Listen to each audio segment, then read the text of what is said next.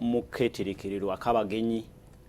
abava mu nsi ez'enjawulo abali wano mu nkuŋŋaana ez'enjawulo ezaateekateekeddwa mu ggwanga omuli olwa NAM Non-Aligned Movement omuli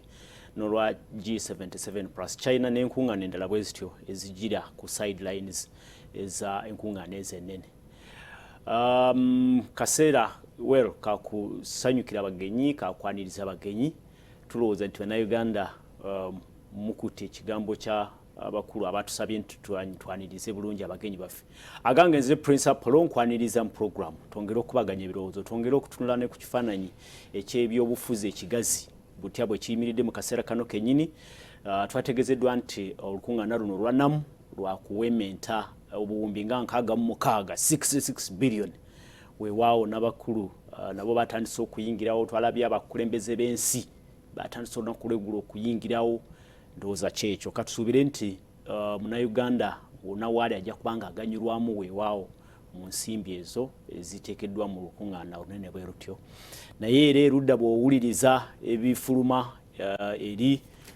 ensasanya y'ensimbi oolyawo bikuwamu ekifaanana ekirowoozo nti wateekwa okubaawo okwegendereza. Tuwuliddeyo ensimbi ezasasanyizibwa ku nsonga y'okutumbula okunywa kaawa oba n'ekirime ky'emmwanyi obuwumbi 37 n'owulirayo eri nti abakozi ab'empewo obuwumbi obukununkiriza 53 buli mwaka buze bufa oba bubbibwa n'ebirala bwe bityo nabyo bimu ku byenyikiza oba ebinyiika emitima gy'Abannayuganda abamu ne balowooza nti obaolyawo waliwo ekyetakibwa okukolebwawo ekyenjawulo. Tukwaniriza puroguramu eno ekutuusibwako aba John Huss International College of Health Sciences basangibwa mu bitundu eby'Kigobe. Kigobe ali mu Njeru Municipality, twogera ku Buyikwe District. Bw'obanga olina omuyizi amaze senior 4, senior 6 kyamagezi mutwale atendekebwe mu misomo gino egy'ebyobusawo ebyobujjanjabi be bannansi batwale bakakasibwe bongerweko value beba International John Huss International College of Health Sciences. Era wandike namba z'essimu z'olaba ku TV awo ogende obasinkane musobole okuba mutegeregana mu nteekateeka eyo. Tukwaniriza nkugambye nti byabufuzi mu studios maze okwegatibwako ssentebe wa district y'e Lwengo muna NRM Honorable Ibrahim Kitata. Bamaze dde okwambala abamu batunulidde parliament batunulidde ebifo ebinene era twegatiddwako ne Honorable Samuel Walter Lubega Mukaku muna Democratic Party tukubaganye ebirowoozo tunulire ebyobufuzi bimiridde bitya. Olwaleero wetujidde ku mpewo nga waliwo ekibinja ky'abantu bana byabufuzi abamu weno tugamba nti tukole ki tutwaniriza abagenyi bo bagamba nti tuteekebwe embeera byebyo ebyobufuzi. Honorable Ibrahim Kitata ndi musanyufu buuza kuba tulaba tubulire n'ab'e Lwengo bali batya. Amakya amalungi balamusiza mwenna abatulaba ku mpewo za Salt TV. Nina essuubi nti mwasuze bulungi twongera okwebaza Omukama Katonda era abasuza obulungi n'abafunye ebirungi okuba twasisinkana wano paka wetukomyewo olwaleero nateera n'abafunye ebibi twongere okumusaba. Tusuuse abalwadde ate bagesizaamu n'ebizibu ebinene ayongere okulubituyisaamu kubanga eri Mukama gye twava eriye gye tujja okudda ate ne mu nsi muno tuwangaala mu lwa kisa kye. Bwakuwa ekirungi teweerabira okubaako ky'omukolera ng'omwebaza naye asinzira okukwongera ebirala ate nga mutumusaba ebiddako. Eri Bannalwengo nina essuubi nti muri bulungi mwasuze bulungi enkoko ngikutte mumwa nsobole okutuuka wano mu budde. Omanyi Kampala ffe nga babeera mu byalo Kampala baatugambye nti entambula emmotoka bazisiba ebbanga eddene kati nazze kiro nsobole obutaswaza Bannalwengo bulwembaga ngenda ku Salt bayimiriza ye bakola mwattu era kati balinze programu ene gwe basobole okudda ku birayi bagenda okutambuza naye ng'amannya nze Kitata Ibrahim ssentebe wa district y'e Lwengo nateera olubeerera ndibeeranga musanyufu eri Bannalwengo olw'omukisa gwe bampa okubeera ssentebe waabwe owookusatu. Nina essuubi nti bingi babiraba era eri bo bali abasalawo biki ebiddako oluvannyuma lwa wano tulaga. Nagambye nti waliwo abamaze dde okwambala ebyobufuzi bizeemu akabuguma ak'enjawulo. G'otunudde ku ki? Omanyi edda twalikyali ebivuka ebito waliwo abantu webagambanga abaana bawala webagambanga nti ono bamuyita nazze naabi kati ffe twajja twayambala mwattu twagenda okutuuka wano nga twayambadde dde okukola n'ebiddako. So tuli wano tuli mu kuweereza bannalwengo twabasaba ekisanja kyatandika 221 kiggwako 226 batukubemu tooki bwe twatuweereza bubi kireri bo tuwummuza kubanga bw'otawummuza akoze obubi mwattu omanyiza abalala abagala entebe mu ne bw'okola obubi abantu bakuzza era nze nkibakubiriza nnyo nti omuntu akoze obubi awummule akoze obulungi musobola omuzzaayo yeetegereze oba okumukuza niyeyongerayo. Nnyo ntambula mbasaba nti bambeerere bakisa nange banfuuleko memba wa parliament wa Bukoto County West Constituency basabye bingi nnyo. Otunuulidde parliament? Parliament eyo siga lya kusatu mu masiga agakulembera gavumenti. Bwe tubeera eyo mu district olwaleero batuweereza ebbaluwa wano eva mu Uganda Road Fund olwaleero njaga kusinkanako ne ED njogeko naye ng'etegeeza nti mu kkooti ey'okusatu tebagenda tuwa ssente za kukola nguudo. Nagenza okuziika aba ne bagamba kyeyamaani enguuto olumu boogeramu n'olunyankole kyeyamaani ngamba nange twaze kungubaga kyeyamaani guwayiseewa kyokka ebbaluwa ekuweereddwa nti kkooti ey'okusatu togenda kufuna ssente za kukola nguudo. So ogenda okulaba nga ne bw'oseesaamu otya ng'enkute ziriiwo ng'amanda tegaliiwo mwattu nga n'omunnyo gw'okwongera mmere tewali mwattu ogenda kuwunzika ng'osiriza ntamu nkalu abantu ogenda bajulira mmere yonna. So ebintu byesibidde mu parliament. Omugaso gwa parliament omunene ng'ogyeko okutuusa ensonga mulimu kye bayita appropriation okukakasa nti keeki y'eggwanga bagitemyeteme bulungi era bannansi okwetooloola bagifunyeeko. Kati gwe oba ng'olina omubaka ng'ate Uganda Road Fund ekitongole kino tuwa ssente z'okukola enguudo nga twakava mu eno enkuba kituwandiikidde kitutegeeza nti tetulinawo ssente za kubawa mugumire ku ezo eza kwoota ewedde mugira mutambuza emirimu. Otegeeza nti nze ne bwe neeteekateeka nti okuseesaamu emmere ebanga tebagiguze ng'ensawo y'amanda mu nsonda teriiyo abaana sina kya misana kyakubawa ne mbasaba bansobozese nsembereko wali we batemaatemera mwattu bajja kufuna omufumbi omulala kubanga emmere ejja kubawa eri ddembe lyabwe okusalawo bakusindikeyo oba bakuleke eyo gy'oli. Twanirize Honorable Samuel Walter Mukakulubega muna Democratic Party. Buuza batulaba Mwami Lubega. Mbalamusiza nnyo mwenna abatulaba enkya ya leero nebaza okujja ku lutimbe lwa Salt TV ate n'okujagaliza byekola omulimu gwekola mu ggwanga muno apolo abantu bakusiima Amina. ate mwami Ibrahim kitatta Sentebe naye nsanyusa okubeerako naye mpewo first time. Yes, sir. Walina okunyonyola ennyo basigwe kitatta kubanga olwogera kitatta wabaawo abayatwala erinnya eryo mu bulungi oba mu buki omulya mmamba abeero naye nkwaniriza nange ndi wano muna DP omulwanizi w'eddembe ate naawe nkakasa nti lwe lugendo lwolina okukwata okuza ensi eno mazima n'obwenkanya ne kubononozi. Tweyanze nnyo tweyanzeega tulaba nga bwe twakutegeeza nti tugenda kutunula ku byobufuzi butya bwe biri. Honorable Ibrahim Kitatta, yes, sir. ebyobufuzi njogedde ku lukungu olugenda mu maaso olunene at global scale abakulembeze b'ensi bajja wano nenjogera ku nsimbi ezigenda okusasanyizibwa mu lukungaana ono batugambye nti obuwumbi nga 66 nenjogera ku nsimbi ezisasanyizibwa nga ziriko ebibuuzo nenjogera ku nsonga ya abakozi ab'empewo abali ku payroll ya government obuwumbi 53 buli mwaka. Ebyo byafulumidde mu Auditor General's Report ey'omwaka 2023 nenjogera ku nsonga kati scandal unfolding mpola ey'emmwanyi abantu abaweebwa ssente bagende batumbule ekirime ky'emmwanyi n'abantu banywe ku kaawa munangu bumbi 37 awo nabo bagamba nti matankane tebabutegeera biki bwe bwakola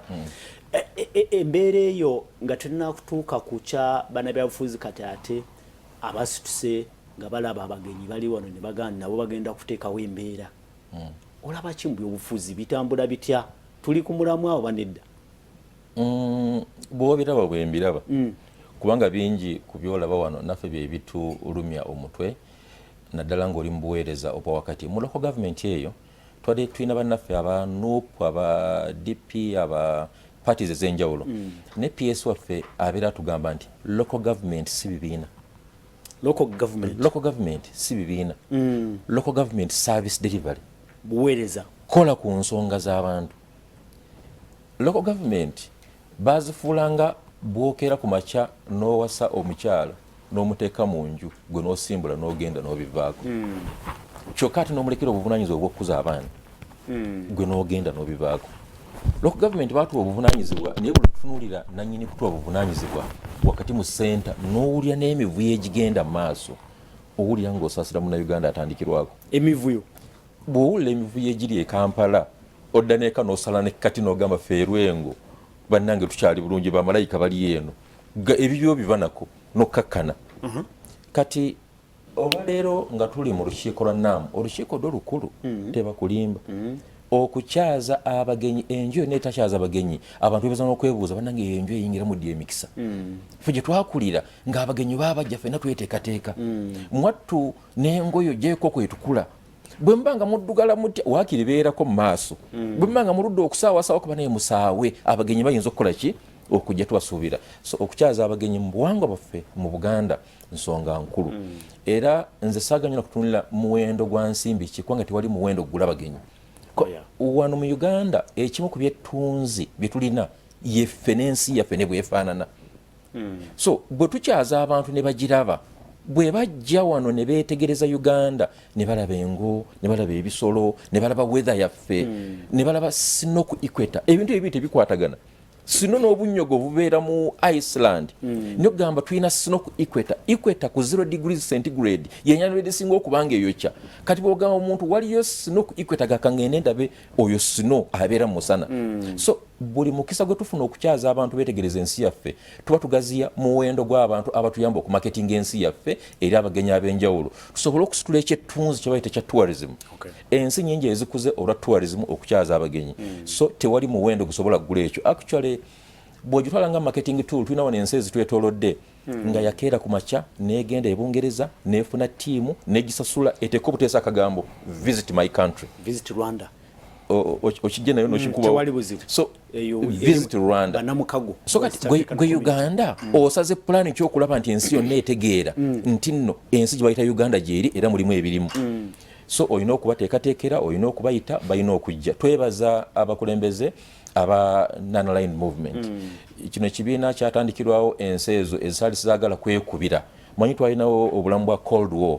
tulinawo abaali eno ku saidi aba capitalists ntube ne saidi abaali ku communists naye ensi nyingi ezaasigala wakati awo nga tezikkaanye nnyo na byavaamu because bano baamala okulwanagana ate baakola kye bayita UN Security Council eyo mu system ya UN ennene ate abaali balwanagana bakkaanya ku ngeri y'okukulemberamu ensi ate nga neeyo UN Security Council nayo yitaga reform kati nga teyinza kwereforminga nga wetagawo bode endala ey'okusituka okubagamba nedda kino kikyamu kino kituufu so naamu eno lukiiko lunene okugatta ensi ezitalina nnyo maloboozi zisobole okuvaayo amaloboozi gaazo gawulirwe kati bwe bajja wano batuyambako okumaketinga ensi tusaba nti manyi waliwo lwoyogera ne bagamba ono omwana ono afaananye jjajjaawe kwegamba bw'abanga jjajjaawe yali mukozi mulungi nawe gamba amiina yoyo jjajjange ekifaananyi kibandaga yaba nga baga jjajjaawe yali musezi naga omwana afaananye jjajjaawe yonna gy'osiba ogamba oba obusezi bwakomyewo tusaba Mukama Katonda ali waggulu nti emizimu gye twalaba nga Kyogamu ewedde tegikomawo nga Naamu awedde kubanga emizimu gya Kyogamu gye tujjukira mwalimu okusimba ebimuli ebitaamera mwalimu okukola enguudo ezaafa amangu mwalimu okugula emmotoka ezaawunzika nga tezitambula nga teziri nayo bwe twaba mu Kyogamu baminisita bangi baawunzika bali mu kkomera kwennyonnyolako so sitwandyagadde mizimu gy'ekyogamu egyo emibi gigoberera ennaamu tulina essuubi nti secretariat eri mu kuteekateeka nnaamu eri mu kukola ekyo ekisoboka okulaba nti ensimbi ya munnayuganda ekozesebwa bulungi tuggyemu ekigendero ekisinga okuba nga kirungi guleme kubeera mugano ng'ogutera okubeerawo nga tulina enkiiko ezifaanana bwe ziti wali gwakanga musana kakyotabulamu naye kulina omukkakkanemu kubanga ensi bwe kijja bwe kityo nga mu kaseera ke kamu auditor general alese ripooti nga obutitimbe n'obutitimbe bw'ensimbi mu buwumbi n'obuwumbi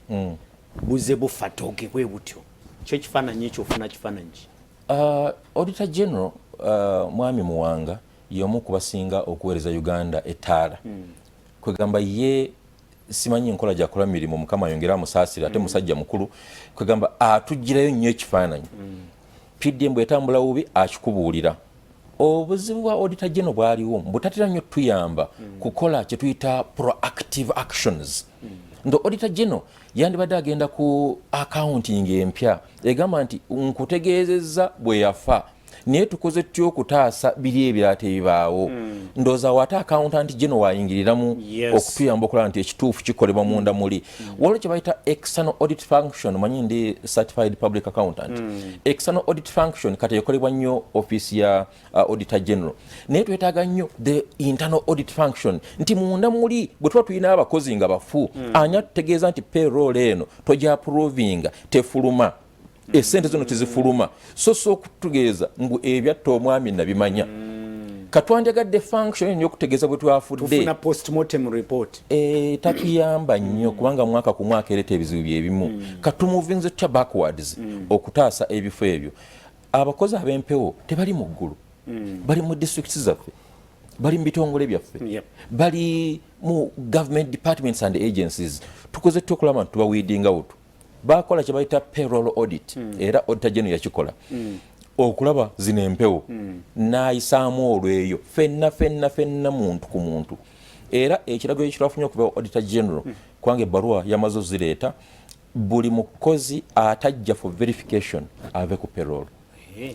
era ne waffe erwengo waliwo ababaddemu mwattu babayita abakozi ab'empewo ne kankubuulira abamu engeri gye bajjamu kati ng'erwengo tulinamu abasomesa abamu nga baamala obbawa omulimo ne bafuna looni mu banka ne bagenda okulaba nga sente ze bafuna tezikyabasobozesa kutambuza bulamu bwabwe kye baakola ne bakola mu Uganda kye bayita okukuba sama n'abuuka n'agenda e Juba n'abuuka n'agenda e Dubai n'afuuka Kadaama neyeyongerayo kati tugenda okukola verification teyasobola kuddira mu budde kukola verification kyokka ate nga mu payroll mwali ate omukozi wa gavumenti omuteeka bwetu ku payroll nga bw'ayita mu bugubi okuyingirako era bw'ayita mu bugubi okufuluma okujja omukozi wa gavumenti ku payroll ennaku gy'oyitamu esingana gy'oyitamu ng'ayingira so kati weetaaga okusoma okwo okw'enjawulo okuyamba okuwa recommendation lyokuba gikolereko kyatuyambye okwekuba mu ttooki nga gavumenti nti wadde baayingira gye bali bakola kati ani avunaanyizibwa okukakasa nti omukozi gw'otannawa musaala gyali mwezi ku mwezi nekidira departments ba head teachers baffe abakulira amalwaliro bakonayivinga nabo ne bagabana omusaala oba babadde tebamanyi kati bakola mulimo ki ekirala bw'omulina ba ghost workers okubonereza kujjawa kubanga olina okubawo omuntu ali answerable ali culpable bw'obanga osasudde abakozi b'empewo okumala emyaka 10 oba ne gibeera 3 gw'owetaaga okutunnyonnyola lwaki okyasaana okuba ng'osaana okuba nga gw'osasula abakozi accounting officer bulungi accounting officer ate n'abali mu HR alina ne ba heads abasubmittinga payroll zino buli mwezi nti ono asasulwe kubanga waliwo submission kumpi buli mwezi gw'osubmitiza abantu abalimu empewo obadde ki kyoyagaliza gavumenti mu kigambo kimwe ebyo byonna tuwunzika nga tulaba ki mu byobufuzi wano omuntu wa bulijjo ku nkomerero omuntu wa bulijjo eyasuza enjala omuntu wa bulijjo tasigadde nga yaziira nali maziga omuntu wa bulijjo ali mu nnaku etandikirwako waliwo ebintu nga tiyanjagadde kubirabako era ne wolawo obuwagizi bw'enaare mu 96 nga bugenda bukka n'otuka mu 21 ne bukka n'otuka mu 2016 n'ogenda mu 21 n'olaba nga tutuuse ku bitundu 5 nga twolekera 2026 nga tetulina enteekateeka eddamu okuwangula ndoza twandibwe tuyekuba mu tochi NRM program atano gandigiremo program namutayike yokuddamu okwangula akalulu akaddako weeri naye omanyi nga bwokera ku makya n'oddugala buddeko gamba mumwene kochi eddugala sigenda kuddamu jambala kanjoza oba kanjiwummuze ndoza president yandibadde olwaleero asituka n'agamba naye mmwe abanswaza kitemuwummulako. Honorable Samuel Walter Mukakulubega, ebyobufuzi ebigenda maaso nebyetuwulira kati bwe ufuna ki bwowulira ebintu ebyo obutimbe n'obutimbe bw'ensimbi y'omusolo nga bufatoge nenga abantu abamu wansi beryankuta ono kyamaga bakulaga ku ssomero yeryakabirizi ekifaananyi ekyali yakabirizi primary school bwe kyajja ku mikutu buli omu yakwata ku mutwe naga nti bannange kino kiki. Webale nnyo so webalire ddala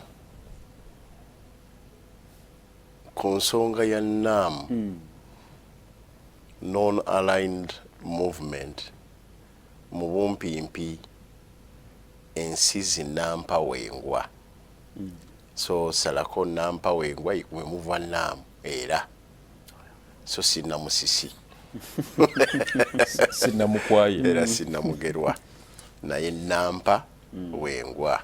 kijja kwanguwana ddala eri abaana baffe singanga babadde bamubuuziza ate okwongera kitranslating amangu mu non-aligned movement. Emiganyulo mingi kubanga ensi gye tuyita eri bipolar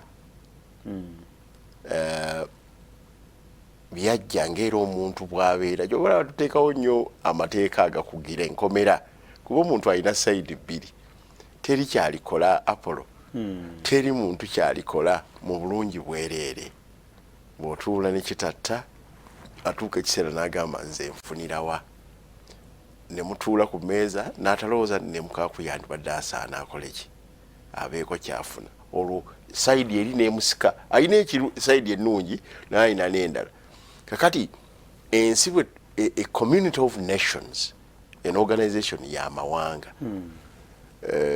bwe kumpi amawanga 200 mulimu batandika okubeeramu n'agalenzi agaboosinga abaki abalala era ekyo ne kireeta embeera ya cold war ate era ne kireeta embeera y'entalo ddala era mu more than world wars ate era ne kireeta embeera y'okunyuunyunta nga buli omu azza waki wawe kale ne wabaawo abagoberedde America ne baganda baayo n'abagoberedde Russia ne baganda baayo kati nga buli lwe batula ne butugenda mu UN beewe enkizo kiki ekyaddirira byebizibu by'okubeera nti gwe buli lwe mutuula okuteesa byonna bye muteeseza bibaako okuganyulwa agavubuka gali agakulu kano ensi ne ziyingira ebizibu by'okuyingira debt buli kaseera omugagga awola naye awola mu ngeri yakunyonyonda buli kaseera omugagga akugamba nze kukulaakulanya mu ngeri yaki yakunyonyonda amawanga ne gagamba abo batandika nga wano ne bankuluma n'abalanga bwe bali no tubeeko naffe bitusobola okukola nga naffe bituganyula nga bali bwe bibakola ki bwe bibaganyula kale n'okusoomooza kwa debt okusoomooza kwa inflation mu economy z'amawanga ago okusoomooza waliwo ebintu byetuteeka okukwatirako awamu yagalagaana nga tosobola bikwatako nga sekinoomu nga environmental challenges kakati zino z'olaba tosobola gamba nti kambeere kazinga kange erwengo nsindike missile ekube ebizibu bya environment biggwewo oteeka okukolagana n'abantu abaki abalala ebintu ng'ebyendwadde bwalabye covid jo muba mwe mukyali ku mmese ze mugula $8,000,000 n'engeri yasobola okukola vaccine alina capacity ekola vaccine amangu bw'atakusaasira ajja kunyonyonta ajja kunyonyonta olaba emisujja gitumalawo ebintu ebyo ebimu byetaaga okukwatirako awaki ate nga ne mu UN agavubuka gali gatubuulinga kale nno kyekigambo kya non-aligned ekyomukisa omubi non-aligned nsi nyingi kumpi 12 naye it's a loose organization ate obutafaanana kyogamu obutafaanana AU ate bo bali bwe baba bakola NATO bwe baba bakola edda yabanga Warsaw Pact babeera so mugumu munywevu kakati no oluusi tukuŋŋaana bwetutyo naye n'ebisaliddwawo ne bitakola ki ne bitateekebwa mu nkola so nga twandifunyeemu nnyo singa tugendera ku bigendererwa ebyatukola ki ebyateekawo awala we tutafuniramu oluusi kwekujja ensi kubanga buli nsi bagenda bagiwa omukisa to host naye yo eneeteekateeka yaayo okukungula low lying fruits ezekyo nezigireetera obuzibu akati nga ku kyogamu twafuna wano olukuŋŋaana abakugu ne Bank of Uganda yafuna tuga nti tugenda okulumala wadde twafuna ebizibu ebyo nga economy erinnye by 9.4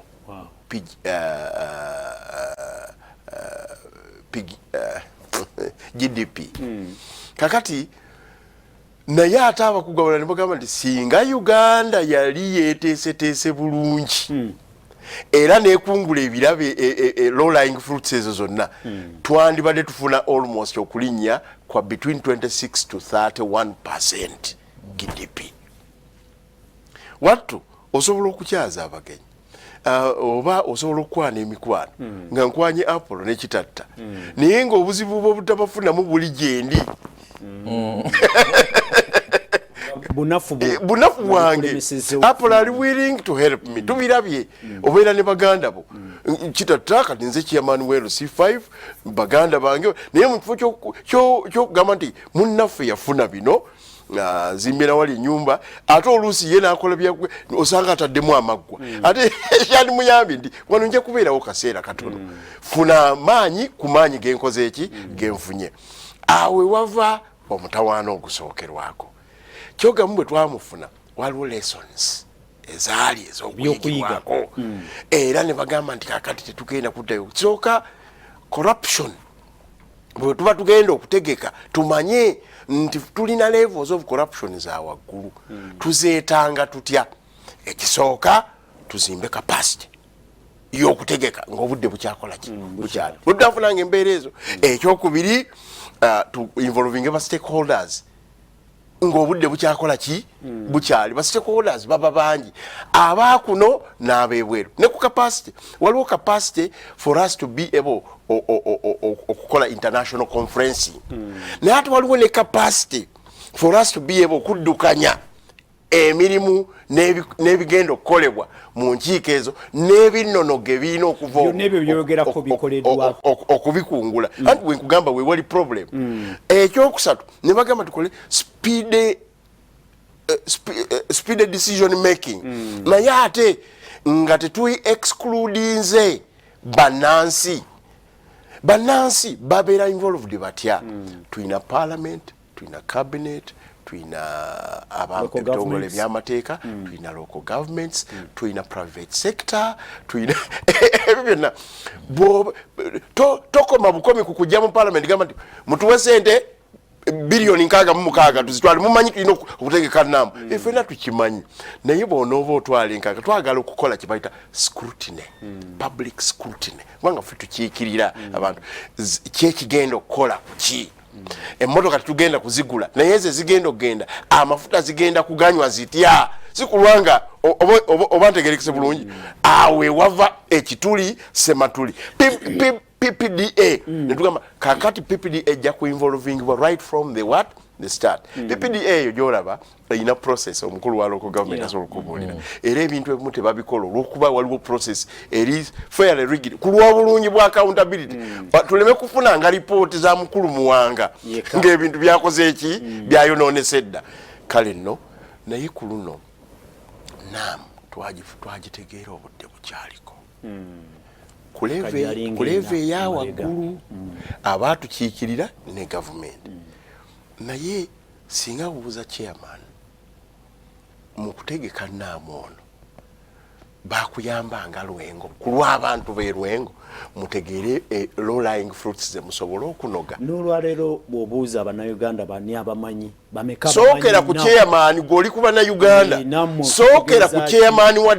district mu Uganda teziri mitwalo 3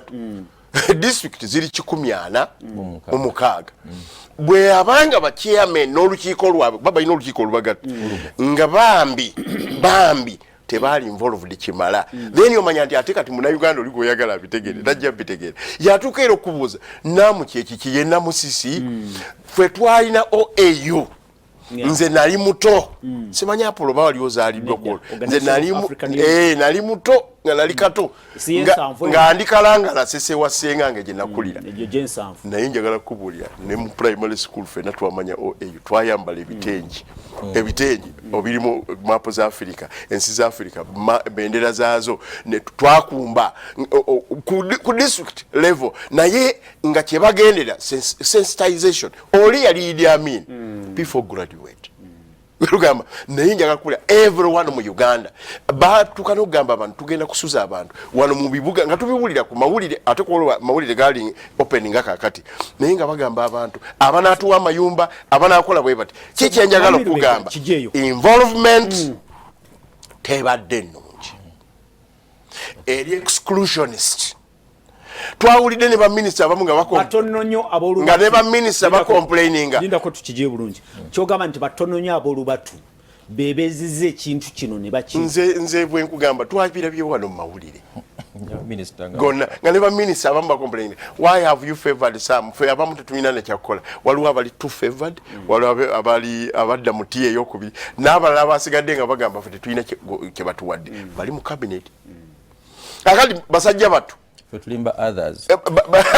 kakali parliament already na ye complain bajigambe bugambe ne sente twazisaba wammwe abasuubuzi mu kifo ky'okufuna naddala abalinanyezi woteri ezalondebwamu sijja tunagenda how zezo zalondebwamu ziti ko ebyo byandibadde biri open ojja kusanga ng'ona alina hoteri somewhere e Masaka oba wa nga yandisobodde okubaako abakulu be abazze wano nga bukyakola ki bukyali nibo tuuleko yo nabo ne balaba bulungi bwa Masaka naye nga ye teyafuna ki chance oba ne tugamba nti distance nene naye n'ab'e Masaka balina institutions zaabwe muno ab'Elwengo nga naye agamba singa eyange yakoze eki yafunye kakati nkugambye abantu ba business people wakati w'15 ku kakaaga bagaliddwa mu Christmas time kulusooka this is their peak time bw'omuggala first of all mutidde Christmas ye lwannaamu naye ate n'abantu be batugambye 36 abagenyi ye tabafunyeemu kubanga bandizze ne babako bwe bagula yandibadde yeekwata ne banne ne babako bye basupplyinga abo bonna ate tebali compensated biki ebivaamu ebyo ze group zosanga nti naamu egenda maaso naye bannalwengo abali mu kibuga nga bali mu 15 akakaaga abali abagaddwa business bakutte ebipande si basanyufu ebyo bano abagala okulinnya mu ebyo ze group zosanga nga waliwo abazze mu naamu batotalo n'abalala naye nga be bali mu kutwala amafuta nga tebafudde ku damage ye environment oba y'abantu gye bajja n'obasanga bakutte ebipande at that level abantu okwekalakasa at that level kiri nomo ne G7 ne G20 obasanga bakola bwe bato ne AU ne UN naye ffenna ate naddala bukulembeze level bwamuka ku kitata n'abalala tetusobola kumobilizing abantu nti bannange mu mobilizing against naamu mbi kubanga nga bwabyogedde tulina bye tufunamu nange nga bwe mbikubuulidde tulina bye tufunamu bingi ne bwe kiba kitono si kyamagezi wabula hiccups byebirumira ebirumira naddala ku bantu abakoseddwa oluusi n'abakulembeze abali wano basaana okumanya nti bye bakola birina ku impactinga bulamu bw'abantu actually omulamu omunene ku nkunga summits ng'ezo kwe kulaba zigenda ku improvinga zitya lives and livelihoods, security, human security, owulidde ey'abantu abo, environment n'ebintu ebirala. Bwe bibanga kizze wano naye nga kitattana butattanyi obanga abantu tebagenda kufunamu kubanga ne bogamba nti Uganda efunamu. Uganda si nsozi na biwonvu ebirimu. Okusooka Uganda be ba citizens. Tukanyiza Mwami Lubega ne Mwami Kitata nti enkungaana z'ekitabo ekiti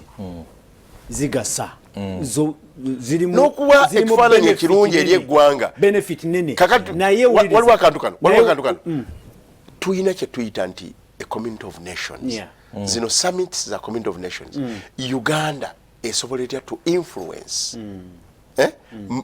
issues, critical issues ku global stage. This is the opportunity. Naye bw'oba teweewadde college n'ovaayo ng'olina bubeezi scandal ngaze twafuna readiness tukokutwala vice president mukomera n'ebirala then ate oba otunze bubi Uganda. Program Omunnyo ku makya egenda maaso amanyi agange nze principal mbaniriza abaagala okusindika messages sindika ku noti 7 noti emu 6 noti 9 noti 6 tuwulire gulaba ki erudde eyo mu byobufuzi olaba otya ebigenda mu maaso mukadde kano kennyini nga tulina abagenyi abali wane baffe omuganyulo benefit gye tusobola okufunamu mu lukuŋŋaana luno abakulu bakyogedde n'abalala babyogeddeyo nene weeri naye ate waliwo abalala abakuba ennimiro abagamba nti oluwombo tugenda lulinnyamu waakiri tulagewo tutekewo embeera n'ebirala bwe bito bye twogeddeko ng'obuli bw'enguzi bye twalaba mu kyogamu era kati olwaleero kwe kutya bannayuganda bagamba nti esawa yonna twandirabayo probe endala nga naamu awedde n'ebirala bwe bityo tusindikira obubaka sindika ku WhatsApp sindika ku SMS ezaffe enkadde ziri zetumanyi nga short messaging system. Sebo Apollo ogenda okusoma obubaka nalaba mu OAU kitata tewaliiwo nga ndi muto netulaba Bakalamojja netulaba abakyoli cultural groups zizo okuzinda kuba president abakuŋŋaana nabone baka what a beauty naye kati olwaleero bafunayo groups zino ez'abadansa bafunayo groups naye bannayuganda bali rich mu heritage yaabwe bano abaana abayimbi baki bona bandibadde balina kye bafuna ebyo byonna byandibadde bivulu kwegamba it would be a real festival mu time eno either eri ku conference wabweru wa conference nawala nga nali mu conference agamba njagala ate ngende ndabe kyoyogedde tufuneyo naye oli akugamba muteekeko simairo musibe neeno bugundi selutape eberenge ekyo tokikaka kijja buzi naturally nga minisita agamba abantu nti basanyuke oba baseke batekeko kasimayo ekituufu mu Buganda tulina okusanyukira abantu naye mbutuufu ne booseko otya nga wasuze enjala ne gwosanyukidde akulaba bw'ati nti ono kale ansanyukidde tebola tutera okwongerako nti naakulaba ensanyuka chairman tusanyusa okukulaga n'abalaba ensanyuka era ensanyuka bwe weetegereza bw'oti ogaana eba n'essanyu tebaliina bulungi so ndowooza ffe ng'abakulembeze tulina obuvunaanyizibwa tukole ku ssanyu ly'abantu lijja kujja naturally. Kyenfunyemu mu submission zammwe biringa 1-2-3 ekisooka nti omukisa gubaddewo tubadde n'omukisa ng'eggwanga ng'ensi okuganyulwa nnyo n'okufunamu mu lukuŋŋaana nga luno olunene naye tulabika tetwetese bulungi nga bwe kyandibadde. Ekyokubiri kwe kutya nti emizimu gya kyogamu nayo gyandibanga gijja kukola ki gijja kuzuukira mu lukuŋŋaana luno. Katufune obubaka mu dakiika emu tudde ewamwe. Omukulu ssentebe Luwengo district Ibrahim Kitata tukwaniriza ndi honorable Bukenya Isa minister wa gender e Luwengo nduza kulaba akutumidde nakakasa omukulu nti amulaba munaye bwana ttali ono agamba nti God at work I am charismatic enamuwongo naye waffe eno ebyobufuzi byayo bifu nnyo kubanga buli gwe twalonda wano emakindye tebafaayo era tebakolera bantu nsigadde nze charismatic emakindye duzowulira abantu batandise okukola ki tebanaba kubeera bamativu n'obuweereza erudde eyo. Bwana Apollo bali kuweereza nabo boli nabo mu studio ku nsonga ya namu nze ndowooza tuyinza obutaganyulwa nnyo olw'ensonga nti emirundi ebiri Uganda teyeteekateeka ku buli nsonga era kireetera ssente z'omusolo okufetoge mu bintu ebitali bimu abantu abolubatu bebajja okuganyulwa naye nga eggwanga tewali. Uganda erina National Planning Authority abuuza kibuuzo bweba weeri ekola ki? John Mere okuva Kawanda. Tuyanze nnyo tuyanzeege John Mere. Richard Dumba ali Kasese kubwera boda Mpondwe agamba nti obukulembeze temwabutegeera. Ezo ze zimu ku mission ezaleeta NRM tebalina nsonyi ng'amakubo mu Kampala mafu nnyo neno ku boda wafu. Tozowulidde. Sibya wano sibyange. Agamba to my question goes to Mr. Chitata. Which says that fellow Ugandans want to know whether their government has not excluded them in this summit by selling off tenders to Ugandans who have ability to participate in this ongoing summit and can be able to service, supply, work, private companies with hired cars, local mobile networking, provide network. At the end of the summit, they benefit. This is Sembus Ivan from Kalerwe. Sikaka sitegede bulungi. Alinga agamba nti balonzemu abamu naye ate bateekwa kulonda agambe nti bwe balonzemu abalina obusobozi naye ate bwe kirina okubeera ndowooza ojja mwanukula bw'oba osobodde. Tujja kuba nga tulaba kwani wano waka obwebaza tugenda kuba tububuuka twagala olwakadde tufune ensonga yennyini eri ku kinyusi kyennyini ekyomulamwa ogw'ebyobufuzi obiraba otya eyo gy'oli. Mwasize mutya Apollo. Nze Keroje okuva Katwe Kabatolo Town Council Kasese. Nze nsiimye nnyo oyo Munalwengo okubeera smart mu bigambo bye ne NRM oye. Okay, tuza muna NRM muno eyo we Kasese akwagadde nnyo erudde eyo. Agamba nti tewalabye enguudo ze baasibye nga zataka ndi mijeera. Simutegedde omutegedde? Tujja kuddamu. Ali mijeera. Apollo, thanks for the show. Kindly give me the amount of money that has been injected in this summit and the cost benefit analysis. Wanyaka Samuel Ovumbale. Ndowooza tuli kye tukola ye cost benefit analysis gye tukola but tutegeeza nti obumbi buli nkaga mukaaga obwateekeddwa mu nteekateeka eno gye tukola ye cost benefit analysis. Wabale program sebo yitwa Emitoma Sente aha district no shani ninkensenene ono message eri mu Lunyankole mbu sente ku district yaabwe y'Emitoma ategeeza ki muninkensenene manye ensenene ewaffe Olwengo Masaka tulina ensenene ne kati ow'Emitoma noli bagamba esente z'ebireebi ninkensenene manye ensenene okusobola ozifuna olina okuteekayo ebitaala ekiro oba n'owenja nnyo mu ssubi buwenja so kati kitegeeze tebazirabako. For us in Kasangati we are suffering because people madly and voted NUP neda baba balonda NUP dembe lyabwe okulonda nupu so guma wangu myaka gibe 5 gamba honorable Chitata nti Kamanya Edward Owechadondo East constituency akutumite kale obubaka Kamanya kale ndoza onagamba nti ono Agaba Joel okuva Lwengo Kyazanga Town Council ntumirako ssentebe wange nga mwebaza okutereza oluguudo lw'e Katuulo. Sibu ndoza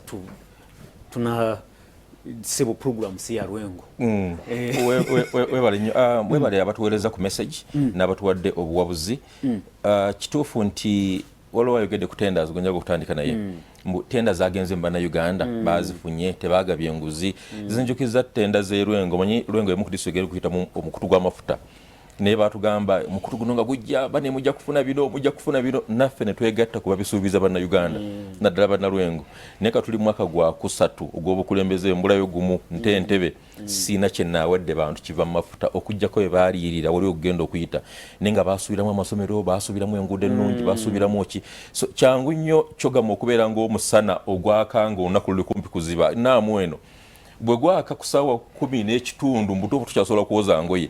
so tusaba abatestesi banaamu eno bana Uganda tekibayitako bwisinga ekidde bakyalina akadde akatereeza ntunga wakati ebulanaku kati sisatu ezisigadde omuntu omutegeeza wadde lwaggulu nti wadde bukedde newe ebika obudde bugenda kukya ensiri zigenda kuyitamu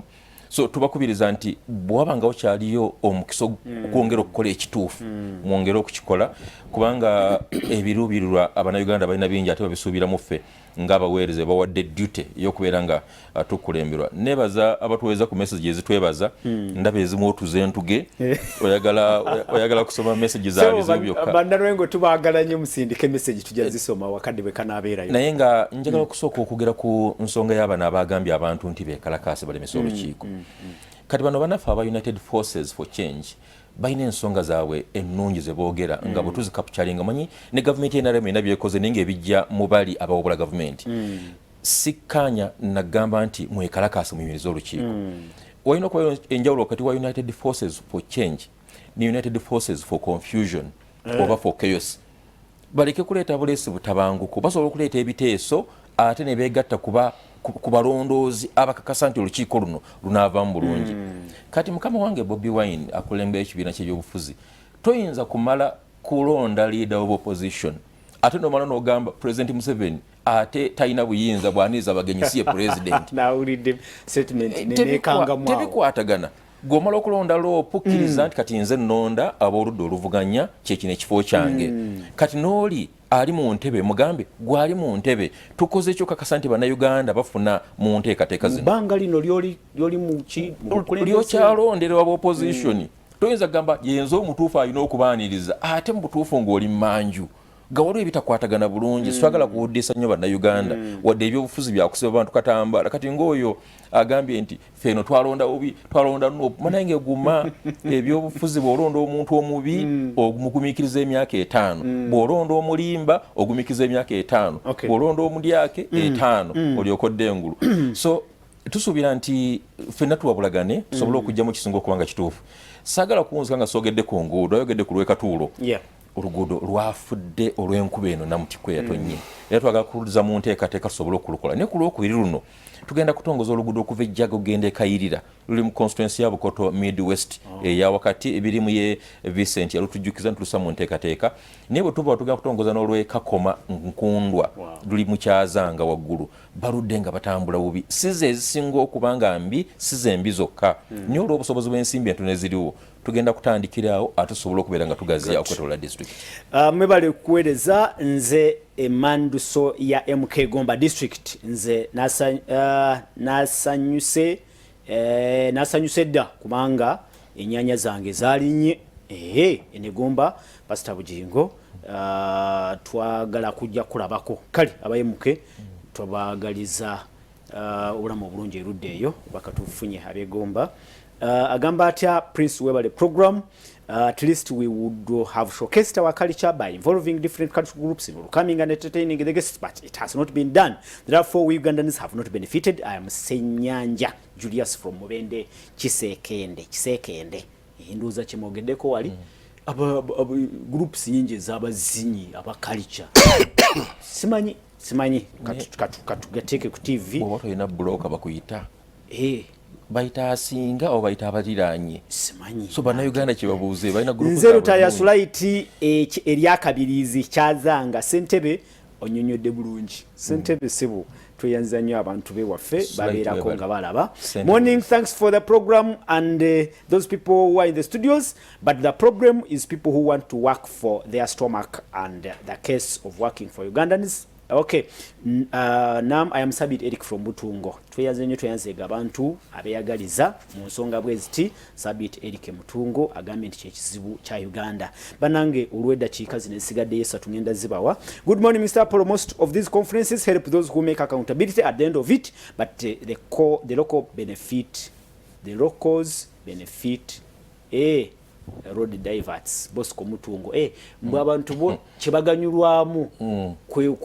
kubagoba ndowooza amakubo ne bagagala ne babagoba ne bavamu ne babanga tebakyakosa and it's a function dakiikemu oli dakiika sasa. It's a function of planning oba poor planning. Nina mukwano gwange Nelson Harvey we Kenya bantu bamu makalulu bayagamba in their own wisdom yali esimbye mu constituency wajita Westlands mu Nairobi yali ku ticket ya UDA ne ya Ruto bamu makalulu mu statement yagamba nti mu bantu baffe in their own wisdom or the lack of it nti magezi gaabwe oba ebbula lyago basizeewo okunyima akalulu kati abantu bwolabanga odaivatinga abantu nga wategera nti olukiiko lujja kuba bya myaka 4 katugamba nti mu nteekateeka yaabwe oba ebbula ly'enteekateeka ekibasobola okukola bakungudde ezimu liba bbula lya nteekateeka niyo manyi mu luzungu batukubiriza okusabika nendamaliriza okuteesa kwange kamaliriza eddala mukama wange mukaaku yaba awunzikira ddala buli lwempita wano tutegeeza abantu nti buvunaanyizibwa bwabwe okubeera n'abakulembeze abalungi nina mukwano gwange wa muluka gw'ekigeye yangambe kiyama ntwalondera bwerere ensimbi za PDM tuzifunye ne mbagamba jangu obeere kuba tuyamba okutegeeza obukulembeze obw'omuluka kigeye buli obeera n'abakulembeze ababi buvunaanyizibwa bwo kakasa nti oluddako tolonda mukulembeze ng'awanula ffene nga takubyeko so ne boolaba nga omuti gwe gwe guwunya linnya wunyako kubako owanule ffene entuufu yeno feezi gye tulimu okusobola Samuel Walter Mukakwe dakiika ziri 2 n'ekitundu sina kyakukola okusooka njagala okwebaza mwami Kitatta Ssentebe gavana w'e Lwengo nga mulundi gwange gusoose naye omanyi mbeera nnyo mu studio zo wano n'awalala nga ndi n'abenaaremu njagala kwebaza oli mu principle yaffe ya mutindo omulabyemu embala etali ya bulijjo omutindo ngwagala amiina era onyumirwa era temubeera mu lutalo kubanga ebirowoozo byewagala ate abalaba ne bajjamu n'abaana baffe bwetujja wano abamu balowooza tujja buzi kusaakiriza naye zino media houses zirina obuvunaanyizibwa to educate nga tuwa ebyamazima abantu ate sikusaakiriza busaakiriza n'obuvunaanyizibwa nkwagadde